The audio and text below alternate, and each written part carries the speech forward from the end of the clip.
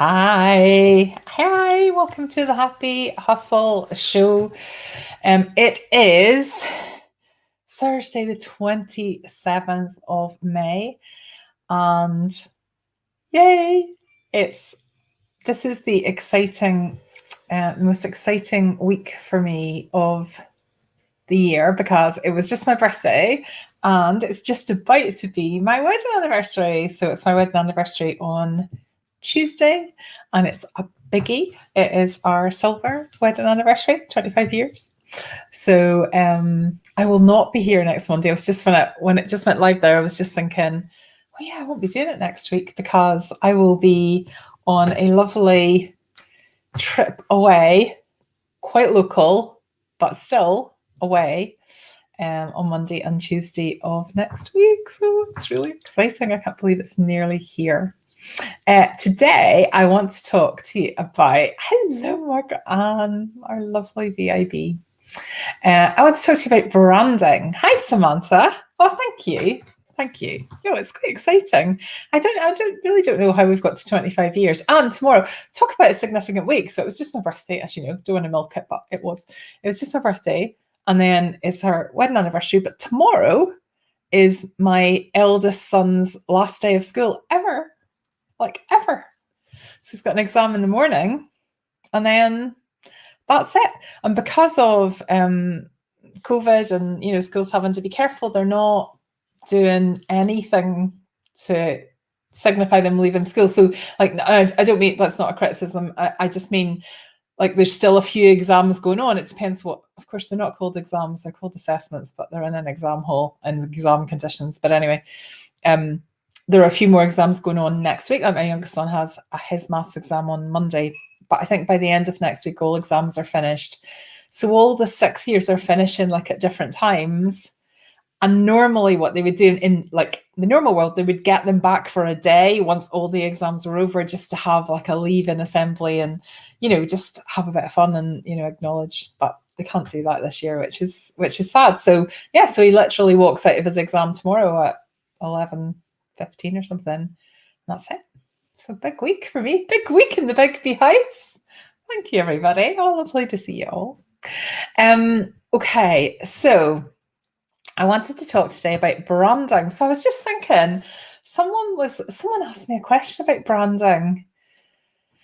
And I was thinking, okay, it's hard for a small business, isn't it? When you think of brand, you tend to think more of a large organization. So if I were to ask you to think of a company that has a big company that has a strong brand, tell me in the comments what comes to mind. What has a really strong brand?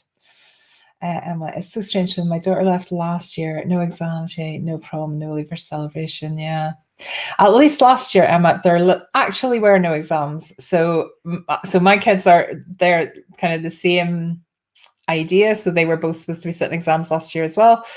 And they didn't, and it was teacher judgment, and that was fine. I mean, that worked out fine.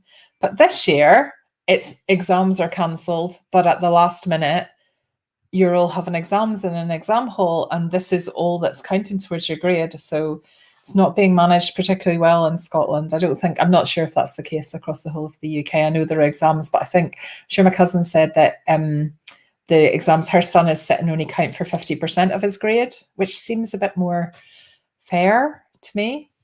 But anyway, let's see what the results are before I decide if I'm going to take that one further. But yes, but you're right, no prom, no liver celebration, nothing.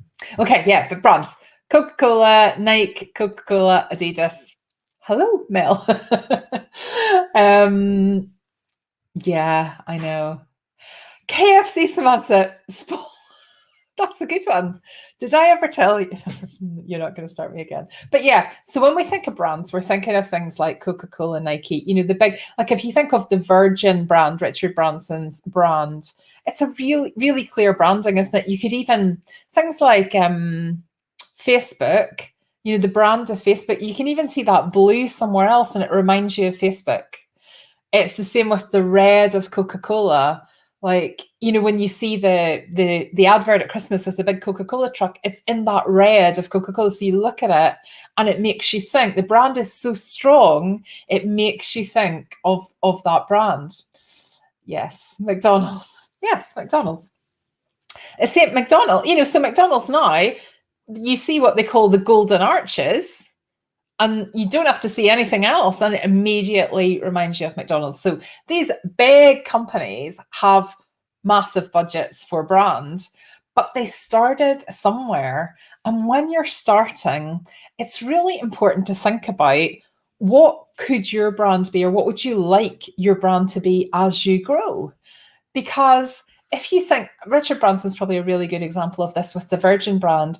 Richard Branson has always been really clear on what the Virgin brand is about. So if I were to ask you, what is the Virgin brand about? Give me a few words in the comments. So let me know, what do you think of when you think of Richard Branson's Virgin brand? What do you think? While you do that, I'm just going to see.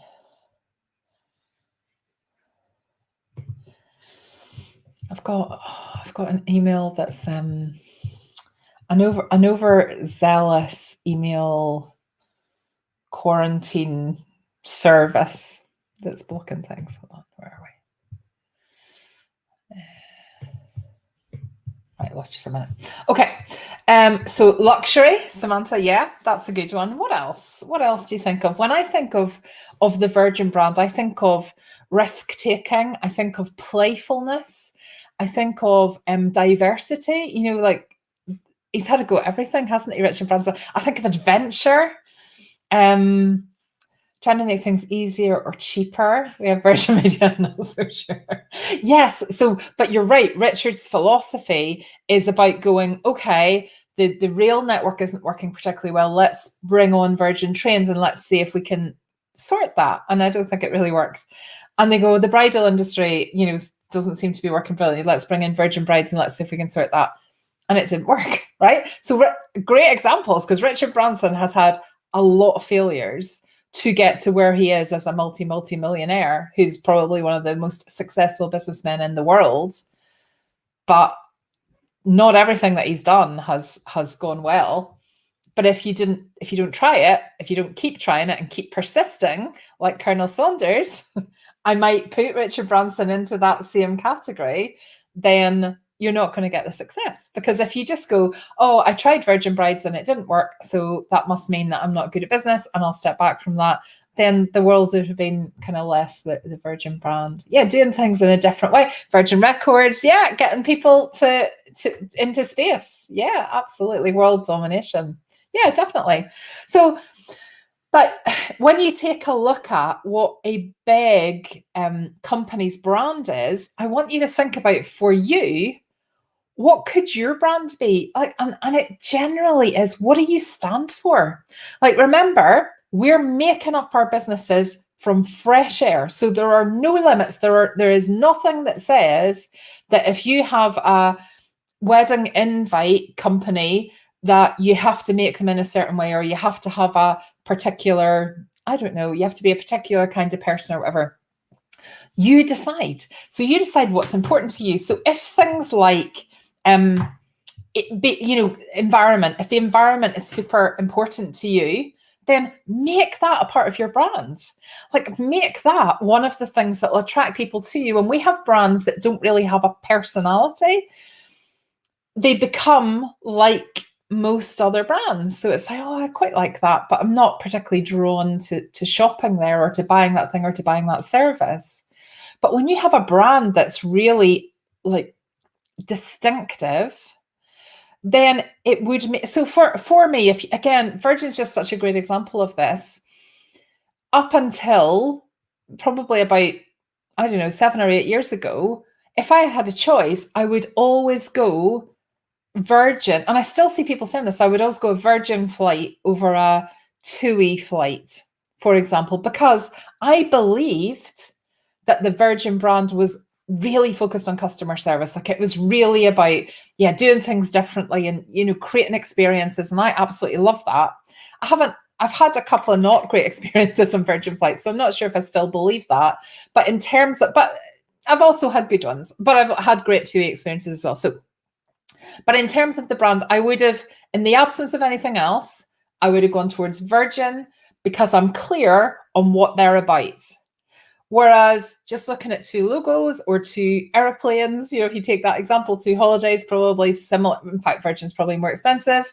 You wouldn't necessarily be drawn to one or the other you would maybe be drawn just on price or whatever. But when you make your brand something that's really all about you, then that just attracts. So when we're thinking about social media and we're thinking about our ideal customer and who we're talking to, if you take the environmental thing, if your brand is all about sustainability and has that kind of environmentally conscious aspect to it, then that gives you loads to talk about on social media, and that will attract exactly the people that resonates with, that want to buy that.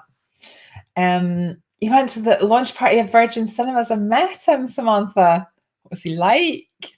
I've never actually met him. I just missed him at the Virgin Lounge in Edinburgh. Like even things like the Virgin Lounge. So if you bank with Virgin, you get a free card to their Virgin Lounge and you get free tea and coffee, and they're just in in Edinburgh and Glasgow, they're in really beautiful buildings right in the centre of town. They'll store your bags for you. And, it's just very innovative, the Virgin brand. To me, you don't see that happening for, I don't know, Lloyd's or whatever, the competitor brands. Samantha, tell me what he was like. So my challenge for you today is I want you to think about, what do you want your brand to be about? And when you decide that, and it probably is whatever your personality is, because most of us are our brand here. So we're creating the idea that's come from our head, and we're creating it with love, and we're creating it with kind of our energy in it. So it's very unlikely you're going to choose your brand to be something that doesn't really kind of light you up. Remember, we're all about joy. But what brings you joy in the world, and how can you encompass that in the brand that you have for your side hustle? Because that's going to bring the right people to you, and that's going to allow you to have conversations in social media that you enjoy. That's going to bring the people that you really love working with to you, whether it's for your service or your product, because they're going to align in values. So I want you to think really carefully about, what is it that's important to you? What are your values as a person? And how can you demonstrate that through your brand? So there are lots of people that make hand stamp jewelry, right? Loads and loads of people. Mine is differentiated, in my opinion, on the appreciation side of it, and encouraging people to say the lovely things in their hearts. That's what differentiates mine. There are other people that differentiate yourself out there by doing really, really controversially sweary messages. And that's fine. Like, I'm not into that, but I know that people are. So I think that's great that somebody's going, do you know what? This is going to kind of mix it up a little bit. I'm going to do this. And people either love it or they hate it. But that's perfect, because you want to polarize people, because the people that love it will love it hard, and the people that hate it, we're never going to buy from you anyway. So think about, in your market, for what it is you do, how could you make your brand have a personality, and what would it be like? And it might take some time to reflect on this and kind of really come up with, okay, what would I want it to be like? But once you get that, it is going to make all your marketing so much easier. And it's actually going to retain the joy in your side hustle, because you will only be dealing with people that are aligned to you and share similar values. And that makes all the difference in the world. Richard was lovely. My sister used to be an air hostess for Virgin, and she ended up spending New Year's Eve on his yacht in Australia. Wow. That's wow. Love to meet him. Okay, we're at 50 minutes. I'm going to leave you with that thought. So I just want you to think about that, mull on that. What do you stand for? And then how can you include that within your brand? How can you make sure that the personality of your side hustle reflects what's important to you? Okay. I will not be here on Monday in case you missed the beginning. It's my silver wedding anniversary.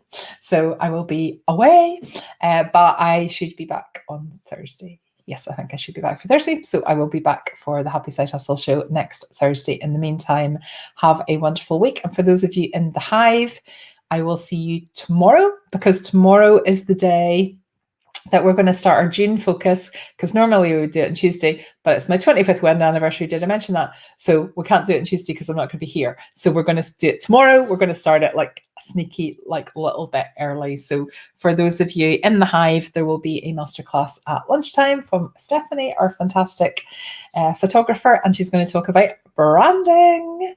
And then I will be live in the Hive tomorrow night. And for those of you in the Start Your Happy Side Hustle classroom, we will have our Zoom call at 6:30 tonight as normal.